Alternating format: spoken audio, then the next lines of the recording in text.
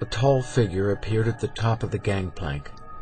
He had the fine features of a Melnibonéan nobleman, was thin, proud in his bearing, clad in voluminous robes of cloth of gold, an elaborate helmet in gold and ebony upon his long auburn locks. He had gray-blue eyes, pale, slightly flushed skin, and he carried, so far as Elric could see, no weapons of any kind. With considerable dignity, Earl Saxif Dan began to descend, his rascals at his back. The contrast between this beautiful intellectual and those he commanded was remarkable. Where he walked with straight back, elegant and noble, they slouched, filthy, degenerate, unintelligent, grinning with pleasure at their easy victory. Not a man among them showed any sign of human dignity. Each was overdressed in tattered and unclean finery. Each had at least 3 weapons upon his person, and there was much evidence of looted jewelry, of nose rings, earrings, bangles, necklaces, toe and finger rings, pendants, cloak pins, and the like. "Gods," said Smiorgan, "I've rarely seen such a collection of scum, and I thought I'd encountered most kinds in my voyage. How can such a man bear to be in their company?" Perhaps it suits his sense of irony. Earl Saxif Dan reached their deck and stood looking up at them. He gave a slight bow. His features were controlled, and only his eyes suggested something of the intensity of emotion dwelling within him, particularly as they fell upon the girl in Elric's arms. "I am Earl Saxif Dan of Melniboné, now of the islands beyond the Crimson Gate. You have something with you which is mine. I would claim it from you." "You mean the Lady Vaslis of Harcourt?" Saxif Dan seemed to note Elric for the first time. A slight frown crossed his brow and was quickly dismissed. "She is mine. You may be assured that she will come to no harm at my hands." Elric, seeking some advantage, knew that he risked much when he next spoke in the high tongue of Melniboné, used between those of royal blood. "Knowledge of your history does not reassure me, Saxif Dan." Almost imperceptibly the golden man stiffened and fire flared in his gray-blue eyes. "Who are you to speak the tongue of kings? Who are you who claims knowledge of my past?" "I am Elric, son of Sadric, and I am the 428th Emperor of the folk of R'lyn Crenaa, who landed upon the Dragon Isle 10,000 years ago. I am Elric, your Emperor, Earl Saxif Dan, and I demand your fealty." And Elric held up his right hand, upon which still gleamed a ring set with a single Octorios stone, the Ring of Kings. Earl Saxif Dan now had firm control of himself again. He gave no sign that he was impressed. "Your sovereignty does not extend beyond your own world, noble Emperor, though I greet you as a fellow monarch." He spread his arms so his long sleeves rustled. "This world is mine. All that exists beneath the blue sun I do rule. You trespass, therefore, in my domain. I have every right to do as I please." "Pirate pomp," muttered Count Smiorgan, who had understood nothing of the conversation, but gathered something of what had passed by the tone. "What does he say, Elric?" "He convinces me that he is not, in your sense, a pirate, Count Smiorgan.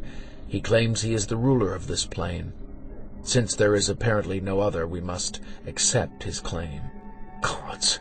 Then let him behave like a monarch, and let us sail safely out of these waters." "We may, if we give him the girl." Count Smiorgan shook his head. "I'll not do that. She's my passenger, in my charge. I must die rather than do that. It is the code of the Sea Lords of the Purple Towns." "You are famous for your adherence to that code. As for myself, I have taken this girl into my protection, and, as hereditary Emperor of Melniboné, I cannot allow myself to be browbeaten." They had conversed in a murmur, but somehow Earl Saxif Dan had heard them. "I must let you know that the girl is mine. You steal her from me. Is that the action of an emperor?" "She is not a slave, but the daughter of a free merchant in Harcourt. You have no rights upon her." Earl Saxif Dan said, "Then I cannot open the Crimson Gate for you. You must remain in my world forever." "You have closed the gate? Is it possible?" "To me, Do you know that the girl would rather die than be captured by you, Earl Saxifdon? Does it give you pleasure to instill such fear?" The Golden Man looked directly into Elric's eyes as if he'd made some cryptic challenge. "The gift of pain has ever been a favorite gift among our folk, has it not? Yet it is another gift I offer her. She calls herself Vassaless of Harcourt, but she does not know herself. I know her. She is Gratiacia, Princess of Fuemomeo, and I would make her my bride." "How can it be that she does not know her own name?" "She is reincarnated. Soul and flesh are identical. That is how I know. And I have waited, Emperor of Melniboné, for many scores of years for her. Now I shall not be cheated of her." "As you cheated yourself 2 centuries past in Melniboné?" "You risk much with your directness of language, brother monarch." There was a hint of warning in Saxifdon's tone, a warning much fiercer than any implied by the words. "Well, you have more power than we do. My sorcery works poorly in your world. Your ruffians outnumber us. It should not be difficult for you to take her from us." "You must give her to me. Then you may go free, back to your own world and your own time." Elric smiled. "There is sorcery here. She is no reincarnation. You'd bring your lost love's spirit from the netherworld to inhabit this girl's body. Am I not right?" Earl Saxifdon turned his head away so that Elric might not see his eyes. "She is the girl," he said in the high tongue. "I know that she is. I mean her soul no harm. I would merely give it back its memory." "Then it is stalemate." "Have you no loyalty to a brother of the royal blood?" Saxifdon said, still refusing to look at Elric. "You claim no such loyalty as I recall, Earl Saxifdon. If you accept me as your emperor, then you must accept my decisions. I keep the girl in my custody, or you must take her by force." "I am too proud." "Such pride shall ever destroy love. What now, King of Limbo? What shall you do with us?" Earl Saxifdon lifted his noble head, about to reply, when from the hold the stamping and snorting began again. His eyes widened. He looked questioningly at Elric, and there was something close to terror in his face. "What's that? What have you in the hold?" "A mount, my lord, that is all." "A horse? An ordinary horse?" "A white one. A stallion with bridle and saddle. It has no rider." At once Saxifdon's voice rose as he shouted orders for his men. "Take those 3 aboard our ship. This one shall be sunk directly. Hurry! Hurry!" Elric and Smiorgan shook off the hands which sought to seize them, and they moved towards the gangplank, carrying the girl between them, while Smiorgan muttered, "At least we are not slain, Elric. But what becomes of us now?" Elric shook his head.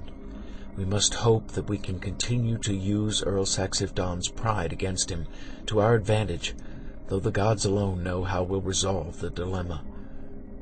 Earl Saxifdon was already hurrying up the gangplank ahead of them. "Quickly! Raise the plank!"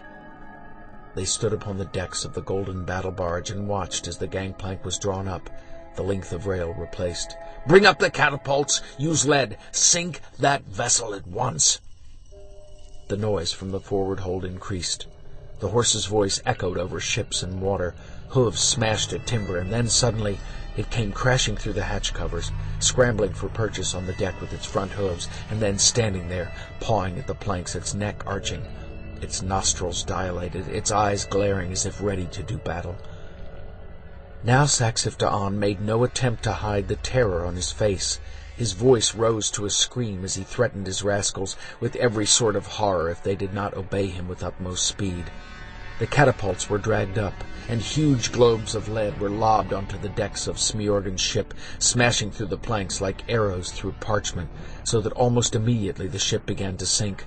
"Cut the grappling hooks! Cast loose! Quickly!" Even as Smiorgan's ship groaned and roared like a drowning beast, the ropes were cut. The ship keeled over at once, and the horse disappeared. "Turn about!" Back to Thalagarn, and swiftly, or your soul shall feed my fiercest demons." There came a peculiar high-pitched neighing from the foaming water as Smiorgan's ship, stern uppermost, gasped and was swallowed. Elric caught a glimpse of the white stallion, swimming strongly. "Go below.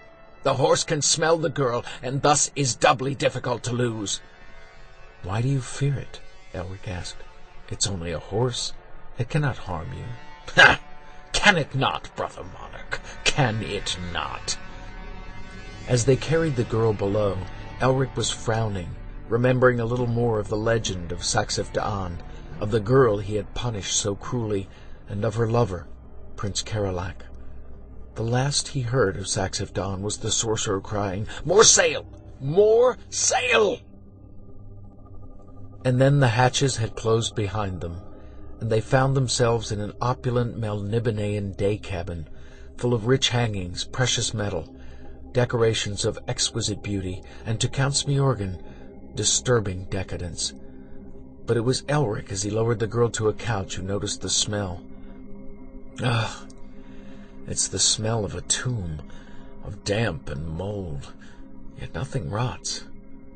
It is passing peculiar, friend Smiorgan, is it not? "I scarcely noticed, Elric, but I would agree with you on one thing. We are entombed. I'll doubt we'll live to escape this world now."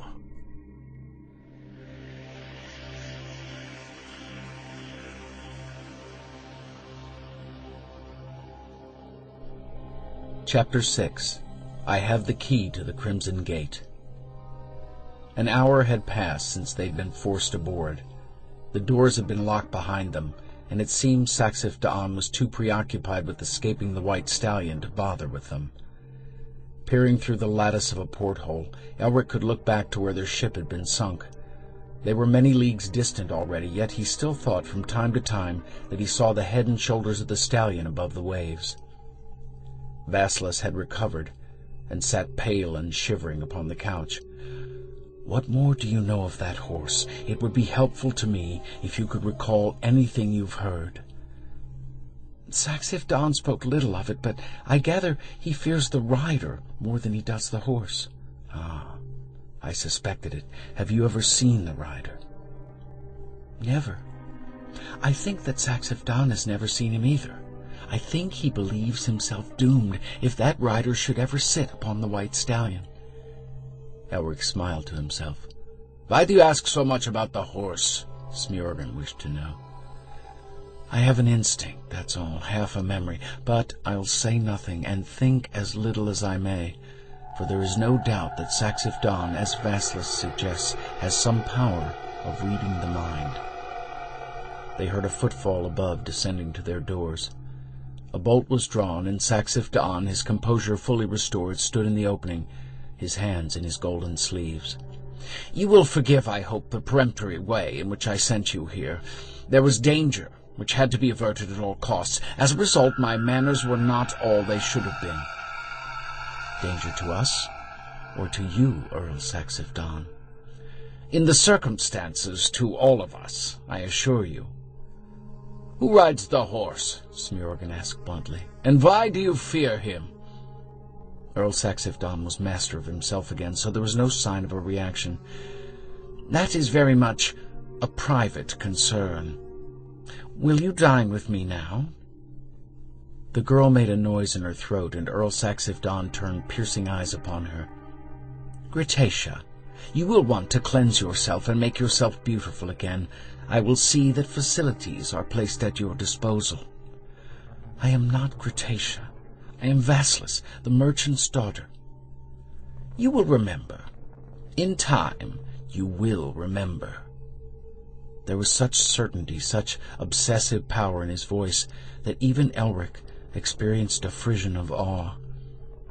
"The things will be brought to you, and you may use this cabin as your own until we return to my place at Thalagarn. My lords," he indicated they should leave. "I'll not leave her, Saxif Da'an. She is too afraid." "She fears only the truth, brother." "She fears you and your madness." Saxif Da'an shrugged. "I shall leave first, then. If you would accompany me, my lords." He strode from the cabin, and they followed. Elric said over his shoulder, "Vassalus, you may depend upon my protection." And he closed the cabin doors behind him. Earl Saxifdon was standing upon the deck, exposing his noble face to the spray, which was flung up by the ship as it moved with supernatural speed through the sea. "You call me mad, Prince Elric? Yet you must be versed in sorcery yourself." "Of course. I am of the blood royal. I am reckoned knowledgeable in my own world. But here, how well does your sorcery work?" "Poorly, I'll admit. The spaces between the planes seem greater." "Exactly. But I have bridged them. I have had time to learn how to bridge them." "You are saying that you are more powerful than am I?" "It is a fact, is it not?" "It is. But I did not think we were about to indulge in sorcerous battles, Earl Saxifdon. I should be foolish to contemplate such a thing at all. It would cost me my soul, my life at least." "True. You are a realist, I see." "I suppose so." "Then we can progress on simpler lines to settle the dispute between us." "You propose a duel?" Earl Saxifdon's laughter was light. "Of course not. Against your sword? That has power in all worlds, though the magnitude varies." "I'm glad you're aware of that." "Besides, you would not kill me, for only I have the means of your escaping this world." "Perhaps we'd elect to remain." "Then you would be my subjects, but no, you would not like it here. I am self-exiled. I could not return to my own world now, even if I wished to do so. It has cost me much, my knowledge. But I would found a dynasty here beneath the blue sun. I must have my wife, Prince Elric. I must have Gratacia." "Her name is Vassalus." "She thinks it is." "Then it is. I have sworn to protect her, as has Count Smiorgan. Protect her we shall. You will have to kill us all." "Exactly," said Earl Saxifdon with the air of a man who's been coaching a poor student towards the correct answer to a problem. "Exactly. I shall have to kill you all. You leave me with little alternative, Prince Elric." "Would that benefit you?" "It would. It would put a certain powerful demon at my service for a few hours." "We should resist." "I have many men. I do not value them. Eventually, they would overwhelm you, would they not?" Elric remained silent. "My men would be aided by sorcery. Some would die, but not too many, I think." Elric was looking beyond Saxifdon, staring out to sea. He was sure the horse still followed. He was sure that Saxifdon knew also. "And if we gave up the girl?" "I should open the Crimson Gate for you. You would be honored guests. I should see that you were borne safely through, even taken safely to some hospitable land in your own world, for even if you passed through the gate there would be danger. The storms." Elric appeared to deliberate. "You have only little time to make your decision, Prince Elric. I had hoped to reach my palace, Falagarn, by now. I shall not allow you very much longer. Come. Make your decision. You know I speak the truth." "You know that I can work some sorcery in your world, do you not?" "You summoned a few friendly elementals to your aid, I know. But at what cost? Would you challenge me directly?" "It would be unwise of me." Smiorgan was tugging at Elric's sleeve. "Stop this useless talk. He knows that we have given our word to the girl, and that we must fight him." Earl Saxifdon sighed. There seemed to be genuine sorrow in his voice. "If you are determined to lose your lives—" "I should like to know why you set such importance upon the speed with which we make up our minds. Why cannot we wait until we reach Falagarn?" Earl Saxifdon's expression was calculating, and again he looked full into Elric's crimson eyes. "I think you know." But Elric shook his head. I think you give me too much credit for intelligence." "Perhaps." Elric knew that Saxifdon was attempting to read his thoughts. He deliberately blanked his mind, and suspected that he sensed frustration in the sorcerer's demeanor. And then the albino had sprung at his kinsman, his hand chopping at Saxifdon's throat. The Earl was taken completely off guard. He tried to call out, but his vocal cords were numbed. Another blow, and he fell to the deck, senseless. "Quickly, Smiorgan," Elric said as he leaped into the rigging, climbing swiftly upward to the top yards.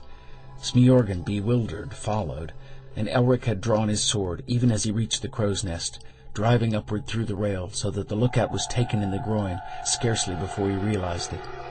Next, Elric was hacking at the ropes holding the mainsail to the yard. Already a number of Saxifdon's ruffians were climbing after them.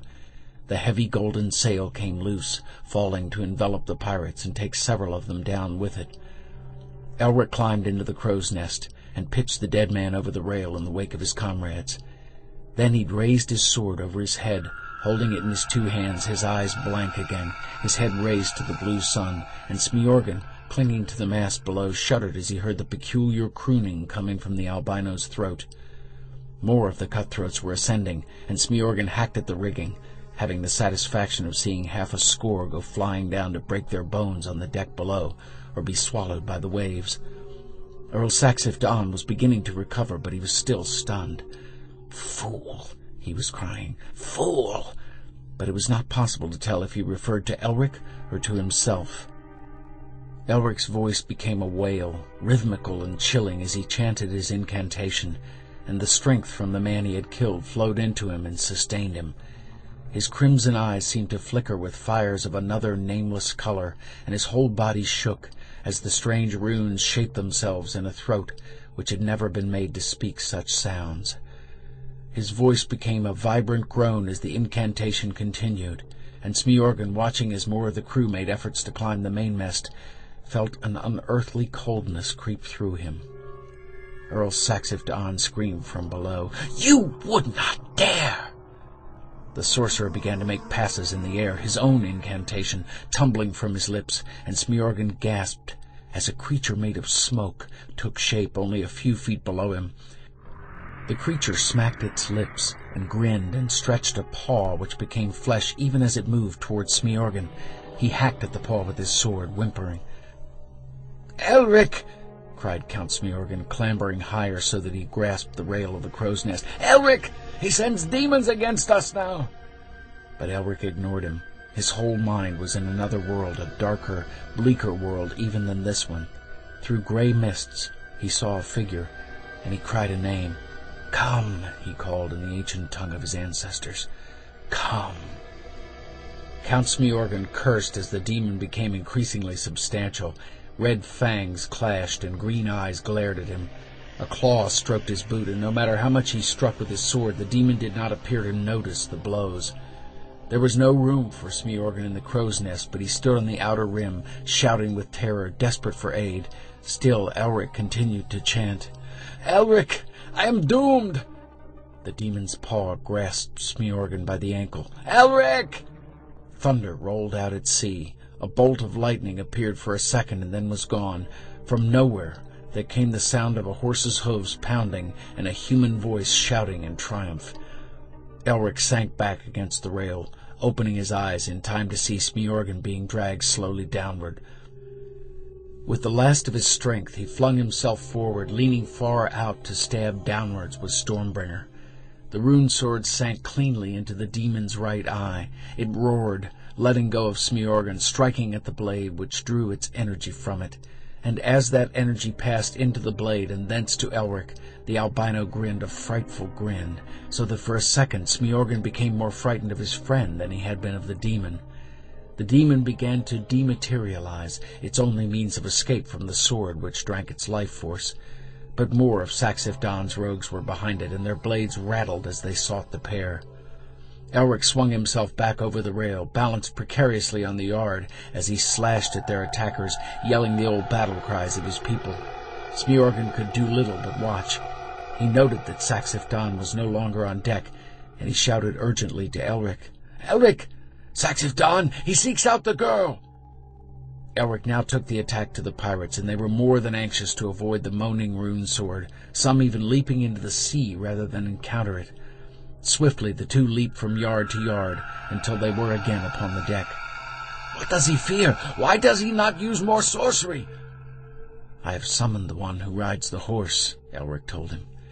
I had so little time, and I could tell you nothing of it, knowing that Saxif Don could read my intention in your mind if he could not read it in mine. The cabin doors were firmly secured from the inside. Elric began to hack at them with the black sword. But the doors resisted, as they should not have resisted. Sealed by sorcery, and I've no means of unsealing it. Will he kill her? I don't know. He might try to take her into some other plane. We must... Hooves clattered on the deck, and the white stallion reared behind them, only now it had a rider, clad in bright purple and yellow armor. He was bare-headed and youthful, though there were several old scars upon his face. His hair was thick and curly and blond. His eyes were a deep blue. He drew tightly upon his reins, steadying the horse. He looked piercingly at Elric. "Was it you, Melnibonéan, who opened the pathway for me?" "It was." "Then I thank you, though I cannot repay you." "You have repaid me," Elric said, then drew Smiorgan aside as the rider leaned forward and spurred his horse directly at the closed doors, smashing through as though they were rotted cotton. There came a terrible cry from within, and then Earl Saxif Don, hampered by his complicated robes of gold, rushed from the cabin, seizing a sword from the hand of the nearest corpse, darting Elric a look not so much of hatred, but of bewildered agony, as he turned to face the blonde rider. The rider had dismounted now and came from the cabin, one arm around the shivering girl, Vassalus, one hand upon the reins of his horse, and he said sorrowfully, "You did me a great wrong, Earl Saxif Don, but you did Gratacia an infinitely more terrible one. Now you must pay." Saxif Don paused, drawing a deep breath, and when he looked up again, his eyes were steady. His dignity had returned. "Must I pay in full?" "In full." "It is all I deserve. I escaped my doom for many years, but I could not escape the knowledge of my crime. She loved me, you know, not you." "She loved us both, I think. But the love she gave you was her entire soul, and I should not want that from any woman." "You would be the loser, then." "You never knew how much she loved you." Only afterward." "I pity you, Earl Saxif Don." The young man gave the reins of his horse to the girl, and he drew his sword. "We are strange rivals, are we not?" "You have been all these years in Limbo, where I banished you in that garden on Melniboné?" "All these years. Only my horse could follow you, the horse of Tendrick, my father, also of Melniboné, and also a sorcerer." "If I had known that then, I'd have slain you cleanly and sent the horse to Limbo." "Jealousy weakened you, Earl Saxif Don. But now we fight as we should have fought then, man to man with steel, for the hand of the one who loves us both. It is much more than you deserve." "Much more," agreed the sorcerer, and he brought up his sword to lunge at the young man, who, Smiorgan guessed, could only be Prince Kerelak himself. The fight was predetermined. Saxif Don knew that, if Kerelak did not. Saxif Don's skill in arms was up to the standard of any Melnibonéan nobleman, but it could not match the skill of a professional soldier who had fought for his life time after time. Back and forth across the deck, while Saxif Don's rascals looked on in open-mouthed astonishment, the rivals fought a duel which should have been fought and resolved 2 centuries before, while the girl they both plainly thought was the reincarnation of Gratacia watched them with as much concern as might her original have watched when Saxif Don first encountered Prince Kerelak in the gardens of his palace so long ago. Saxif Don fought well, and Kerelak fought nobly, for on many occasions he avoided an obvious advantage, But at length Saxifdon threw away his sword, crying, "Enough! I'll give you your vengeance, Prince Kerelak. I'll let you take the girl, but you will not give me your damned mercy. You will not take my pride." And Kerelak nodded, stepped forward, and struck straight for Saxifdon's heart. The blade entered clean, and Earl Saxifdon should have died, but he did not. He crawled along the deck until he reached the base of the mast, and he rested his back against it while the blood pumped from the wounded heart, and he smiled. "It appears that I cannot die, so long have I sustained my life by sorcery. I am no longer a man." He did not seem pleased by this thought, but Prince Kerelak, stepping forward and leaning over him, reassured him. "You will die," he promised. "Soon." "And what will you do with her, with Cretacia?" "Her name is Vaslis," said Count Smiorgan. "She is a merchant's daughter from Harcourt." "She must make up her own mind," Kerelak said, ignoring Smiorgan. Earl Saxifdon turned glazed eyes on Elric. "I must thank you. You brought me the one who could bring me peace, though I feared him." "Is that why I wonder your sorcery was so weak against me? Because you wished Kerelak to come and release you from your guilt?" "Possibly. Elric, you are wiser in some matters, it seems, than am I." "What of the Crimson Gate?" Smiorgan growled. "Can that be opened? Have you still the power, Earl Saxifdon?" "I think so." From the folds of his blood-stained garments of gold, the sorcerer produced a large crystal which shone with the deep colors of a ruby. "This will not only lead you to the gate, it will enable you to pass through. Only I must warn you, the ship, like my body, has been sustained by means of sorcery, therefore—" His head slumped forward. He raised it with a huge effort and stared beyond them at the girl who still held the reins of the white stallion. "Farewell, Cretacia, Princess of Flamomeo. I loved you." The eyes remained fixed upon her, but they were dead eyes now. Kerelak turned back to look at the girl. "How do you call yourself, Cretacia?" "They call me Vaslis. That is what they call me, Prince Kerelak." "You know who I am?" "I know you now. Will you come with me, Cretacia? Will you be my bride, at last, in the strange new lands I have found, beyond this world?" "I will come." He helped her up into the saddle of his white stallion, and climbed so that he sat behind her. He bowed to Elric. "I thank you again, Sir Sorcerer, though I never thought to be helped by one of the royal blood of Melniboné." Elric's expression was not without humor. "In Melniboné, I'm told it's tainted blood." "Tainted with mercy, perhaps?" "Perhaps." Prince Kerelak saluted them. "I hope you find peace, Prince Elric, as I have found it." "I fear my peace will more resemble that which Saxifdon found. Nonetheless, I thank you for your good words, Prince Kerelak." Then Kerelak, laughing, had ridden his horse for the rail, leapt it, and vanished. There was a silence upon the ship. The remaining ruffians looked uncertainly from one to the other. Elric addressed them. "Know you this?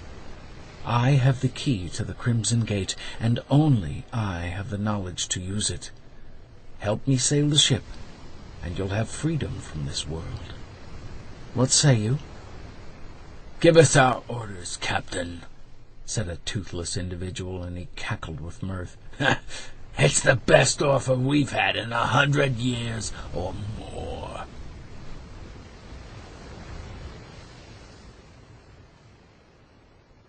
Chapter 7. Passage to the Past. It was Smiorgan who first saw the Crimson Gate. He held the great red gem in his hand and pointed ahead. There, Elric! Saxifdon has not betrayed us." The sea had begun to heave with huge turbulent waves, and with the mainsail still tangled upon the deck, it was all the crew could do to control the ship. But the chance of escape from the world of the blue sun made them work with every ounce of energy, and slowly the golden battle barge neared the towering crimson pillars. The pillars rose from the gray, roaring water, casting a peculiar light upon the crests of the waves. They appeared to have little substance, and yet stood firm against the battering of the tons of water lashing around them. "Let's hope they are wider apart than they look," said Elric. "It would be a hard enough task steering through them in calm waters, let alone this kind of sea." "I'd best take the wheel, I think," said Count Smiorgan, handing Elric the gem, and he strode back up the tilting deck, climbing to the covered wheelhouse and relieving the frightened man who stood there. There was nothing Elric could do but watch, as Smiorgan turned the huge vessel into the waves, riding the tops as best he could, but sometimes descending with a rush which made Elric's heart rise to his mouth. All around them, cliffs of water threatened, but the ship was taking another wave before the main force of water could crash onto her decks. For all this, Elric was quickly soaked through, and though his sense told him he would be best below, he clung to the rail, watching as Smiorgan steered the ship with uncanny sureness toward the Crimson Gate. And then the deck was flooded with red light, and Elric was half blinded. Gray water flew everywhere. There came a dreadful scraping sound, and then a snapping as oars broke against the pillars. The ship shuddered and began to turn sideways to the wind, but Smiorgan forced her around, and suddenly the quality of the light changed subtly, though the sea remained as turbulent as ever, and Elric knew, deep within him, that overhead, beyond the heavy clouds, a yellow sun was burning again. But now there came a creaking and a crashing from within the bows of the battle barge. The smell of mold, which Elric had noted earlier, became stronger, almost overpowering. Smiorgan came hurrying back, having handed over the wheel. His face was pale again. "She's breaking up, Elric!" he called out, over the noise of the wind and the waves. He staggered as a huge wall of water struck the ship and snatched away several planks from the deck. "She's falling apart, man!" Saxif Dan tried to warn us of this. As he was kept alive by sorcery, so was his ship. She was old before he sailed her to that world.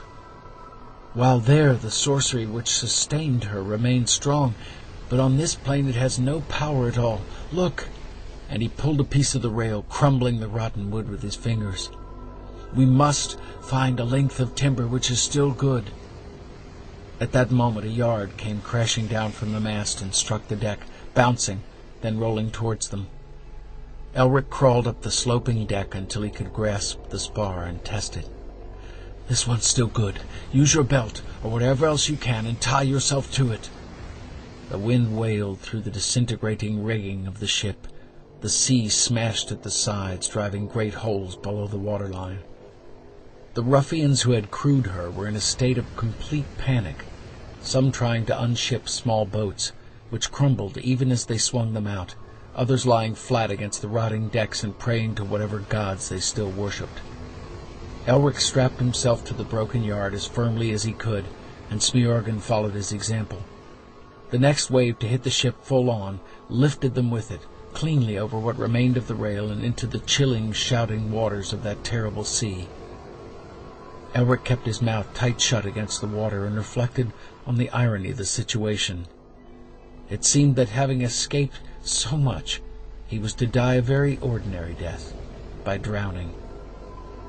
It was not long before his senses left him, and he gave himself up to the swirling and somehow friendly waters of the ocean. He awoke, struggling. There were hands upon him. He strove to fight them off, but he was too weak. Someone laughed, a rough, good-humored sound. The water no longer roared and crashed around him. The wind no longer howled. Instead, there was a gentler movement. He heard waves lapping against timber. He was aboard another ship. He opened his eyes, blinking in warm, yellow sunlight.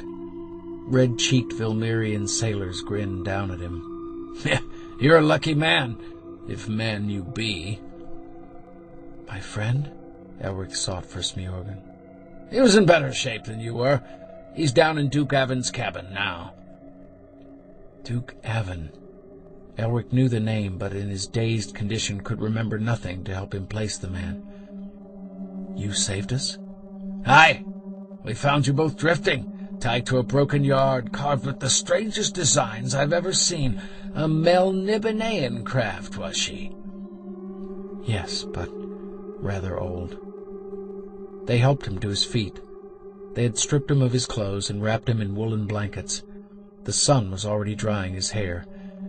He was very weak. My sword? Duke Aven has it, below. Tell him to be careful of it. We're sure he will. This way, said another. The Duke awaits you.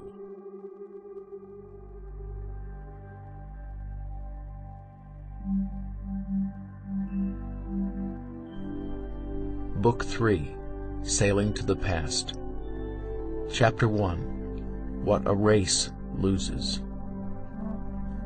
Elric sat back in the comfortable, well-padded chair and accepted the wine cup handed him by his host. While Smjorgen ate his fill of the hot food provided for them, Elric and Duke Aven appraised one another.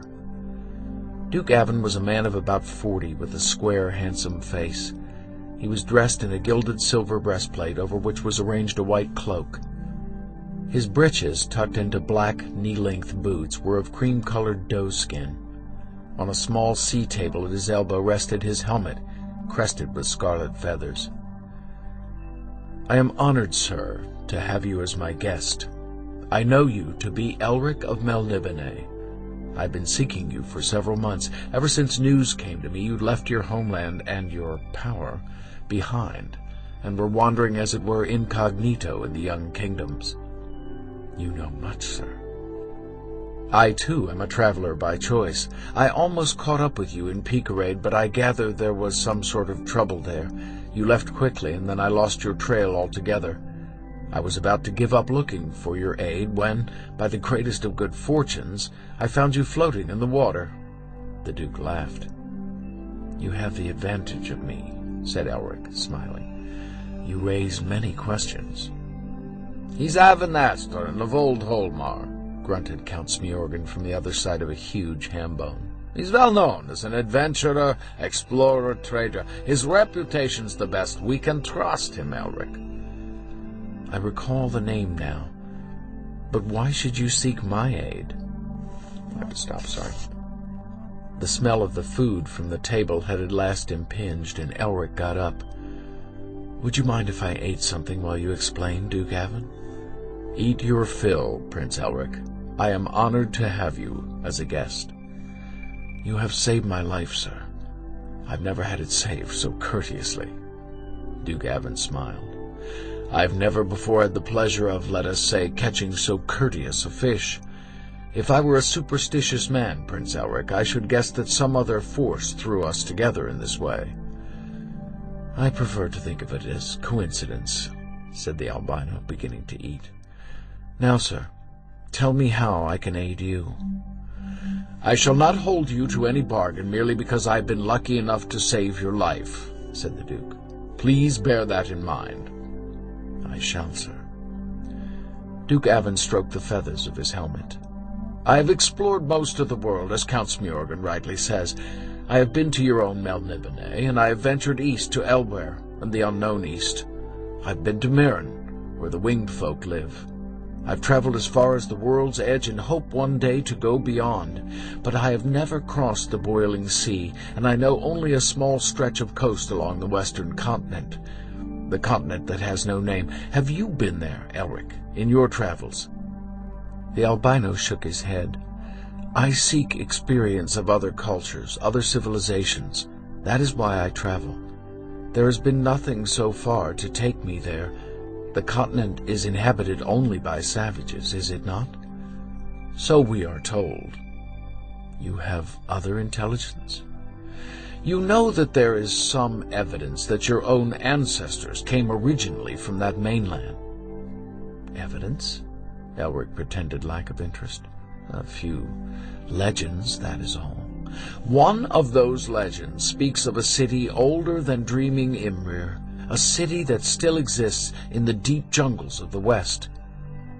Elric recalled his conversation with Earl Saxif Don, and he smiled to himself. "You mean R'lyn Kren, ah?" "Aye. A strange name." The Duke leaned forward, his eyes alight with delighted curiosity. "You pronounce it more fluently than could I. You speak the secret tongue, the high tongue, the speech of kings." "Of course." "You are forbidden to teach it to any but your own children, are you not?" "You appear conversant with the customs of Melniboné, Duke Avon," Elric said, his lids falling so they half-covered his eyes. He leaned back in his seat and bit into a piece of fresh bread with relish. "Do you know what the words mean?" "I've been told they mean simply, 'where the High Ones meet,' in the ancient speech of Melniboné." Elric inclined his head. "That is so. Doubtless only a small town in reality, where local chiefs gathered perhaps once a year to discuss the price of grain." "You believe that, Prince Elric?" Elric inspected a covered dish. He helped himself to veal and a rich, sweet sauce. "No," he said. "You believe, then, that there was an ancient civilization, even before your own, from which your own culture sprang? You believe that R'lyn Kren is still there, somewhere in the jungles of the west?" Elric waited until he had swallowed. He shook his head. "No, I believe that it does not exist at all." "You're not curious about your ancestors?" "Should I be?" "They were said to be different in character from those who founded Melniboné. Gentler."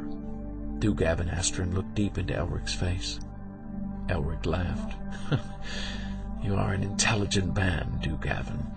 You are a perceptive man. Oh, and indeed, you are a cunning man, sir." Duke Avon grinned at the compliment. "And you know much more of the legends than you are admitting, if I am not mistaken." "Possibly.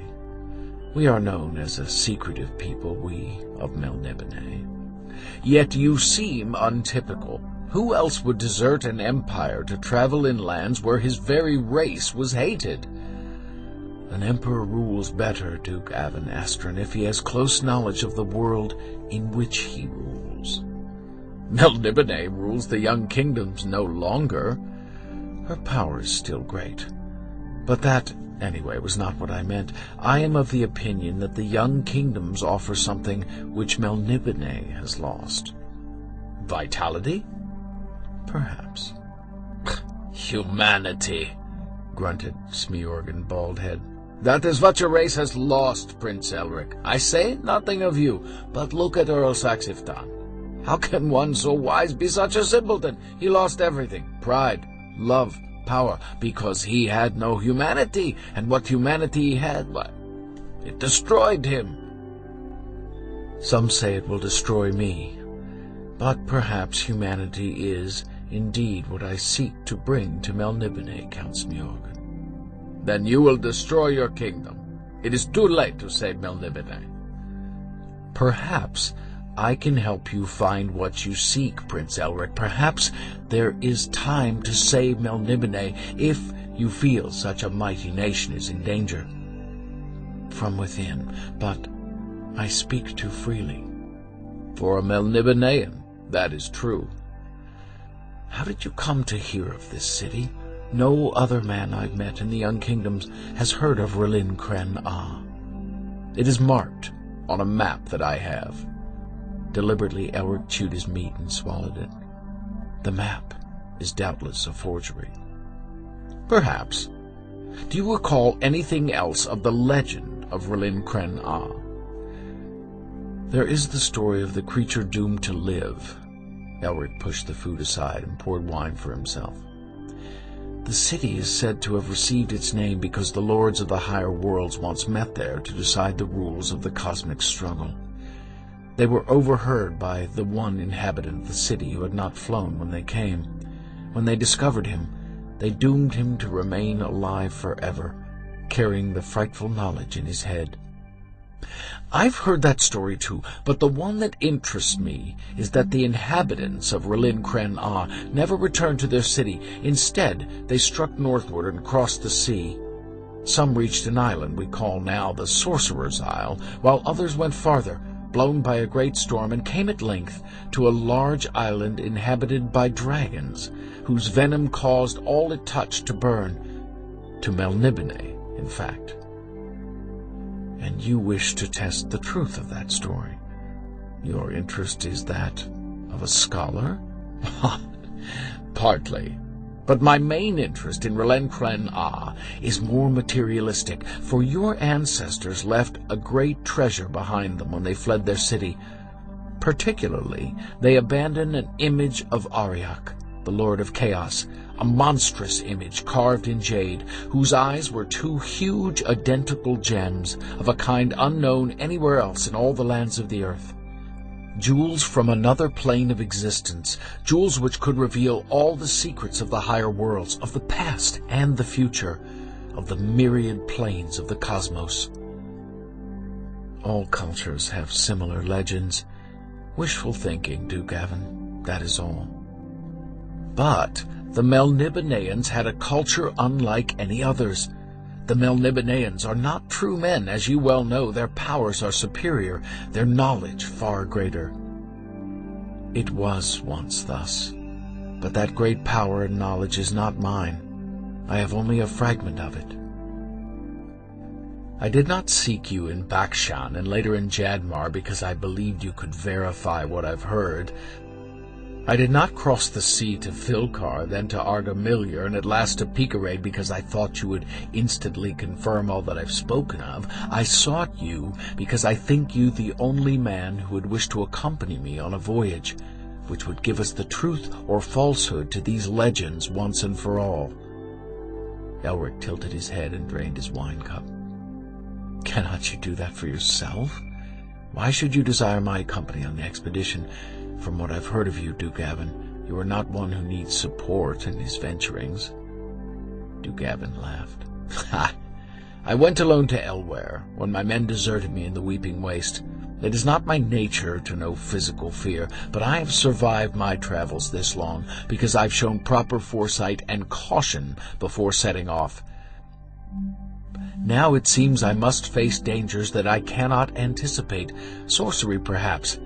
It struck me, therefore, that I needed an ally who had some experience of fighting sorcery, and since I would have no truck with the ordinary kind of wizard, such as Pantang spawns, you were my only choice. You seek knowledge, Prince Elric, just as I do. Indeed, it could be said that if it had not been for your yearning for knowledge, your cousin would have never attempted to usurp the ruby throne of Melniboné. Enough of that, Elric said. Let's talk of this expedition. Where's the map? You will accompany me? Show me the map. Dugavin drew a scroll from his pouch. Here it is. Where did you find it? On Melniboné. You have been there recently. Elric felt anger rising up in him. Dugavin raised a hand. I went there with a group of traders, and I gave much for a particular casket which had been sealed, it seemed, for an eternity. Within that casket was this map. He spread out the scroll on the table. Elric recognized the style and the script, the old high speech of Melniboné. It was a map of part of the western continent, more than he'd ever seen on any other map. It showed a great river winding into the interior for 100 miles or more. The river appeared to flow through a jungle, and then divide into two rivers which later rejoined. The island of land thus formed had a black circle marked on it. Against this circle, in the involved writing of ancient Melniboné, was the name R'lyn Cren Ah. Elric inspected the scroll carefully. It did not seem to be a forgery. Is this all you found? The scroll was sealed, and this was embedded in the seal, said the Duke, handing something to Elric. Elric held the object in his palm. It was a tiny ruby of a red so deep as to seem black at first, but when he turned it into the light, he saw an image at the center of the ruby, and he recognized that image. He frowned and then said, I will agree to your proposal, Duke Avon. Will you let me keep this? Do you know what it is? No, but I should like to find out. There is a memory somewhere in my head. Very well. Take it. I will keep the map. When did you have in mind to set off? Duke Avon's smile was sardonic. We're already sailing around the southern coast to the boiling sea. There are few who have returned from that ocean. Elric glanced across the table and saw that Smjorgen was imploring with his eyes for Elric not to have any part of Duke Avon's scheme. Elric smiled at his friend. The adventure is to my taste. Miserably, Smjorgen shrugged. It seems it will be a little longer before I return to the Purple Towns.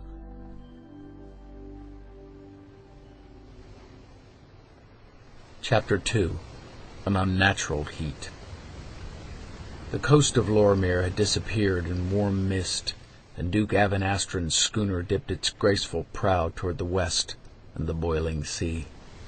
The Vilmirian crew of the schooner were used to a less demanding climate and more casual work than this, and they went about their tasks, it seemed to Elric, with something of an aggrieved air.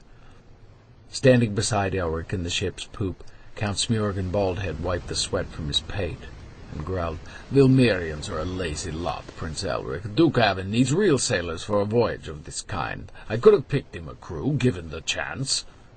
Elric smiled. "Neither of us was given the chance, Count. It was a fait accompli. He's a clever man, Duke Astron." "It is not a cleverness I entirely respect, for he offered us no real choice. A free man is a better companion than a slave, says the old aphorism." "Why did you not disembark when you had the chance, then, Count?" "Because of the promise of treasure," said the black-bearded man. "I would return with honor to the Purple Towns. Forget you not that I commanded the fleet that was lost." Elric understood. "My motives are straightforward. Yours are much more complicated. You seem to desire danger as other men desire love-making or drinking, as if in danger you find forgetfulness." "Is that not true of many professional soldiers?" "You are not a mere professional soldier, Elric. That you know as well as I." "Yet few of the dangers I've faced have helped me forget. Rather, they've strengthened the reminder of what I am, of the dilemma I face. My own instincts war against the traditions of my race. I go where danger is because I think that an answer might lie there, some reason for all this tragedy and paradox. Yet I know I shall never find it." "But is it why you sailed to R'lyn Creen, eh? You hope that your remote ancestors had the answer you need?" R'lyn Creen is a myth. Even should the map prove genuine, what shall we find but a few ruins? Imrir has stood for 10,000 years, and she was built at least 2 centuries after my people settled on Melniboné. Time will have taken R'lyn Creen away. "And this statue, this jade man Avon spoke of?" If the statue ever existed, it could have been looted at any time in the past 100 centuries. "And the creature doomed to live?" A myth. "But you hope, do you not, that it is all as Duke Avon says? Do you not?" Elric stared ahead into the writhing steam which rose from the sea. He shook his head. "No, Count Smjorgen. I fear that it is all as Duke Avon says." The wind blew whimsically, and the schooner's passage was slow. As the heat grew greater and the crew sweated still more and murmured fearfully, and upon each face now was a stricken look. Only Duke Avon seemed to retain his confidence. He called to them all to take heart. He told them they should all be rich soon, and he gave orders for the oars to be unshipped, for the wind could no longer be trusted. They grumbled at this, stripping off their shirts to reveal skins as red as cooked lobsters. Duke Avon made a joke of that, but the Vilmirians no longer laughed at his jokes as they had done in the milder seas of their home waters. Around the ship, the sea bubbled and roared, and they navigated by their few instruments, for the steam obscured everything. Once a green thing erupted from the sea. and glared at them before disappearing. They ate and slept little, and Elric rarely left the poop. Count Smiorgan bore the heat silently, and Duke Avon, seemingly oblivious to any discomfort, went cheerfully about the ship, calling encouragement to his men. Count Smiorgan was fascinated by the waters. He'd heard of them, but never crossed them. "These are only the outer reaches of the sea, Elric. Think what it must be like in the middle." "I'd rather not," Elric grinned. "As it is, I fear I'll be boiled to death before another day has passed." Passing by, Duke Avon heard him and clapped him on the shoulder. "Nonsense, Prince Elric. The steam is good for you.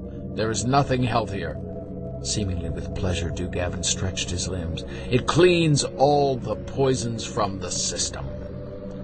Count Smiorgan offered him a glowering look, and Duke Avon laughed. "Be of better cheer, Count Smiorgan. According to my charts, such as they are, a couple of days will see us nearing the coasts of the western continent." "The thought fails to raise my spirits very greatly," said the Count. But he smiled, infected by Avon's good humor. But shortly thereafter the sea grew less frenetic, and the steam began to disperse until the heat became more tolerable. At last they emerged into a calm ocean, beneath a shimmering blue sky in which hung a red-gold sun.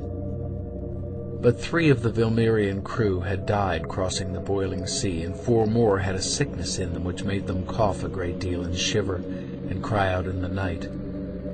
For a while they were becalmed, but at last a soft wind began to blow and fill the schooner's sails, and soon they'd sighted their first land, the little yellow island where they found fruit and a spring of fresh water. Here, too, they buried the 3 men who had succumbed to the sickness of the boiling sea, for the Vilmirians had refused to have them buried in the ocean on the grounds that the bodies would be stewed like meat in a pot. While the schooner lay at anchor just off the island, Duke Avon called Elric to his cabin and showed him for a second time that ancient map.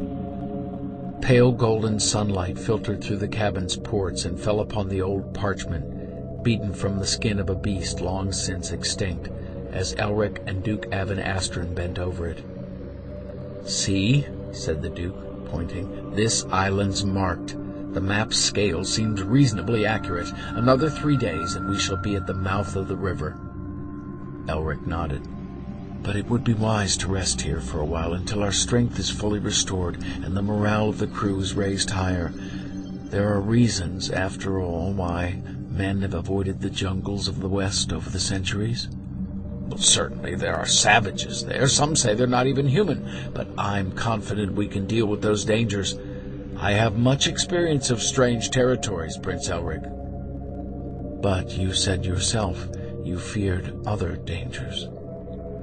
"True. Very well. We'll do as you suggest." On the 4th day a strong wind began to blow from the east, and they raised anchor.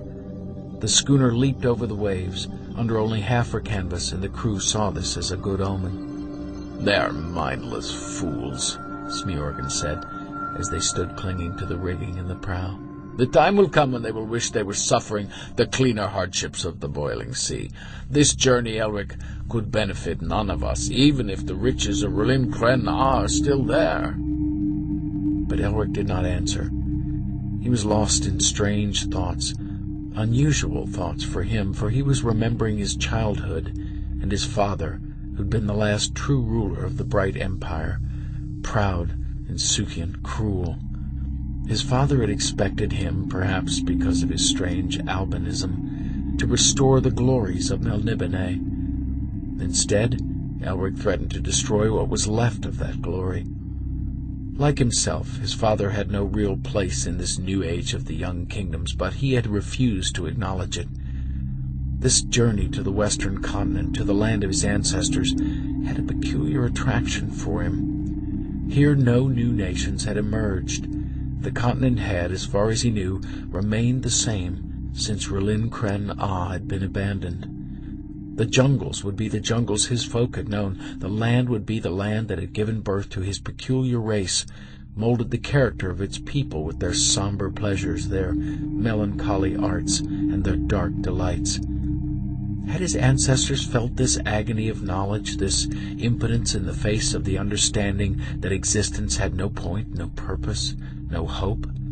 Was this why they built their civilization in that particular pattern, why they disdained the more placid, spiritual values of mankind's philosophers? He knew that many of the intellectuals of the young kingdoms pitied the powerful folk of Melniboné as mad. But if they had been mad, and if they had imposed a madness upon the world that had lasted 100 centuries, what had made them so? Sorry, I had to swallow. Perhaps the secret did lie in R'lyeh Creen Ah, not in any tangible form, but in the ambiance created by the dark jungles and the deep old rivers. Perhaps here, at last, he would be able to feel at one with himself. He ran his fingers through his milk-white hair, and there was a kind of innocent anguish in his crimson eyes. He might be the last of his kind, and yet he was unlike his kind. Smjorgen had been wrong. Elric knew that everything that existed had its opposite. In danger he might find peace, and yet, of course, in peace there was always danger. Being an imperfect creature in an imperfect world, he would always know paradox, and that was why, in paradox, there was always a kind of truth. That was why philosophers and soothsayers flourished.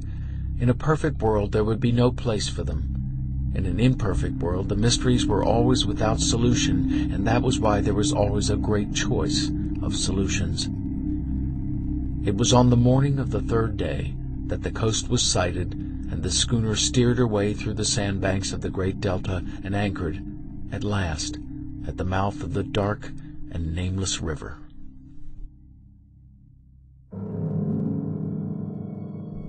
Chapter 3. Inhabitants of an Unhealthy Forest. Evening came, and the sun began to set over the black outlines of the massive trees. A rich, ancient smell came from the jungle, and through the twilight echoed the cries of strange birds and beasts. Elric was impatient to begin the quest up the river. Sleep, never welcome, was now impossible to achieve. He stood unmoving on the deck, his eyes hardly blinking, his brain barely active, as if expecting something to happen to him. The rays of the sun stained his face and threw black shadows over the deck, and then it was dark and still under the moon and stars. He wanted the jungle to absorb him. He wanted to be one with the trees and the shrubs and the creeping beasts. He wanted thought to disappear. He drew the heavily scented air into his lungs as if that alone would make him become what at that moment he desired to be. The drone of insects became a murmuring voice that called him into the heart of the old, old forest. And yet he could not move, could not answer. And at length Count Smjorgen came up on deck and touched his shoulder, and said something, and passively he went below to his bunk and wrapped himself in his cloak and lay there, still listening to the voice of the jungle. Even Duke Avon seemed more introspective than usual when they upped anchor the next morning and began to row against the sluggish current. There were few gaps in the foliage above their heads, and they had the impression they were entering a huge, gloomy tunnel, leaving the sunlight behind with the sea. Bright plants twined among the vines that hung from the leafy canopy and caught in the ship's masts as they moved. Rat-like animals with long arms swung through the branches and peered at them with bright, knowing eyes. The river turned, and the sea was no longer in sight. Shafts of sunlight filtered down to the deck, and the light had a greenish tinge to it. Elric became more alert than he had ever been since he agreed to accompany Duke Avon. He took a keen interest in every detail of the jungle and the black river, over which moved schools of insects like agitated clouds of mist, and in which blossoms drifted like drops of blood and ink. Everywhere were rustlings, sudden squawks, barks, and wet noises made by fish or river animals as they hunted the prey disturbed by the ship's oars, which cut into the great clumps of weed and sent the things that hid there scurrying. The others began to complain of insect bites, but Elric was not troubled by them, perhaps because no insect could desire his deficient blood. Duke Avon passed him on the deck, The Vilmerian slapped at his forehead. "You seem more cheerful, Prince Elric."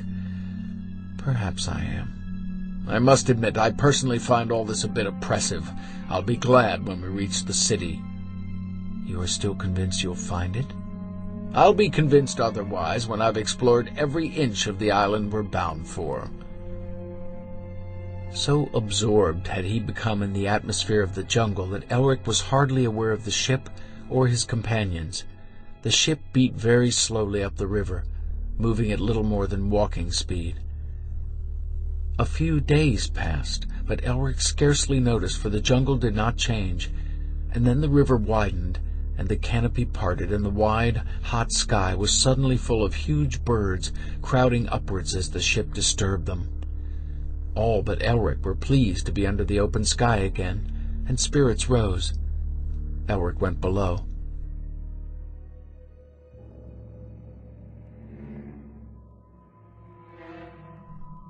The attack on the ship came almost immediately. There was a whistling noise and a scream, and a sailor writhed and fell over, clutching a gray, thin semicircle of something which had buried itself in his stomach. An upper yard came crashing to the deck, bringing sail and rigging with it. A headless body took 4 paces towards the poop deck before collapsing, the blood pumping from the obscene hole that was its neck. And everywhere was the thin whistling noise. Elric heard the sounds from below and came back instantly, buckling on his sword. The first face he saw was Smiogan's. The bald-pated man looked perturbed as he crouched against a rail on the starboard side. Elric had the impression of gray blurs whistling past, slashing into flesh and rigging, wood and canvas. Some fell to the deck, and he saw they were thin discs of crystalline rock, about a foot in diameter. They were being hurled from both banks of the river, and there was no protection against them. He tried to see who was throwing the discs, and glimpsed something moving in the trees along the right bank. Then the discs suddenly ceased, and there was a pause before some of the sailors dashed across the deck to seek better cover. Duke Avon suddenly appeared in the stern. He had unsheathed his sword. "Get below. Get your bucklers and any army you can find. Bring bows. Arm yourselves, men, or you're finished." And as he spoke, their attackers broke from the trees and began to wade into the water. No more discs came, and it seemed likely they'd exhausted their supply. "By Chardros, are these real creatures or some sorcerer's conjurings?" The things were essentially reptilian, but with feathery crests and neck wattles. Though their faces were almost human, their forelegs were like the arms and hands of men, but their hind legs were incredibly long and stork-like. Balanced on these legs, their bodies towered over the water. They carried great clubs in which slits had been cut, and doubtless these were what they'd used to hurl the crystalline discs. Staring at their faces, Elric was horrified. In some subtle way, they reminded him of the characteristic faces of his own folk, the folk of Melniboné. Were these creatures his cousins, or were they a species from which his people had evolved? He stopped asking questions as an intense hatred for the creatures filled him. They were obscene. The sight of them brought bile into his throat. Without thinking, he drew Stormbringer from its sheath. The black sword began to howl, and the familiar black radiance spilled from it. The runes carved into its blade pulsed a vivid scarlet, which turned slowly to a deep purple and then to black once more. The creatures were wading through the water on their stilt-like legs, and they paused when they saw the sword, glancing at one another. And they were not the only ones unnerved by the sight, for Duke Avon and his men paled too. "Gods," said Avon, "I know not which I prefer, the look of those who attack us, or that which defends us. Stay well away from that sword. It has a habit of killing more than its master chooses." And now the reptilian savages were upon them, clutching at the ship's rails, as the armed sailors rushed back on deck to meet the attack. Clubs came at Elric from all sides, but Stormbringer shrieked and parried each blow. He held the sword in both hands, whirling it this way and that, plowing great gashes in the scaly bodies. The creatures hissed and opened red mouths in agony and rage, while their thick black blood sank into the waters of the river. Although from the legs upward they were only slightly larger than a tall, well-built man, they had more vitality than any human, and the deepest cuts hardly seemed to affect them, even when administered by Stormbringer. Elric was astonished at this resistance to the sword's power. Often a nick was enough for the sword to draw a man's soul from him. These things seemed immune. Perhaps they had no souls. He fought on, his hatred giving him strength. But elsewhere on the ship the sailors were being routed. Rails were torn off, and the great clubs crushed planks and brought down more rigging. The savages were intent on destroying the ship as well as the crew, and there was little doubt now that they would be successful. Avon shouted to Elric, "By the names of all the gods, Prince Elric, can you not summon some further sorcery? We are doomed else!" Elric knew Avon spoke the truth. All around him the ship was being gradually pulled apart by the hissing reptilian creatures. Most of them had sustained horrible wounds from the defenders, but only one or two had collapsed. Elric began to suspect that they did, in fact, fight supernatural enemies. He backed away and sought shelter beneath a half-crushed doorway as he tried to concentrate on a method of calling upon some supernatural aid. He was panting with exhaustion, and he clung to a beam as the ship rocked back and forth in the water. He fought to clear his head, and then the incantation came to him. He was not sure if it was appropriate, but it was the only one he could recall. His ancestors had made pacts thousands of years before with all the elementals who controlled the animal world. In the past, he'd summoned help from various of these spirits, but never from the one he now sought to call. From his mouth began to issue the ancient, beautiful, and convoluted words of Melniboné's high speech. "King with wings, lord of all that work and are not seen, upon whose labors all else depends, Nurse of the insect folk, I summon thee." Save for the motion of the ship, Elric ceased to be aware of all else happening around him. The sounds of the fight dimmed and were heard no more as he sent his voice out beyond his plane of earth and into another. The plane dominated by King Nurse of the insects, paramount lord of his people. In his ears now Elric heard a buzzing, and gradually the buzzing formed itself in words. "Who art thou, mortal? What right hast thee to summon me?" "I am Elric, ruler of Melniboné. My ancestors aided thee, Nurse." "Aye, but long ago." "And it is long ago that they last called on thee for thine aid." "True. What aid dost thou now require, Elric of Melniboné?" "Look upon my plane. Thou wilt see I am in danger. Canst thou abolish this danger, friend of the insects?" Now a filmy shape formed and could be seen as if through several layers of cloudy silk. Elric tried to keep his eyes upon it, but it kept leaving his field of vision and then returning for a few moments. He knew that he looked into another plane of the earth. "Canst thou help me, Nurse?" "Hast thou no patron of thine own species, some lord of chaos, who can aid thee?" "My patron is Arioch, and he is temperamental demon at best. These days he aids me little." "Then I must send thee allies, mortal, but call upon me no more when this is done." "I shall not summon thee again, Nurse." The layers of film disappeared, and with them the shape.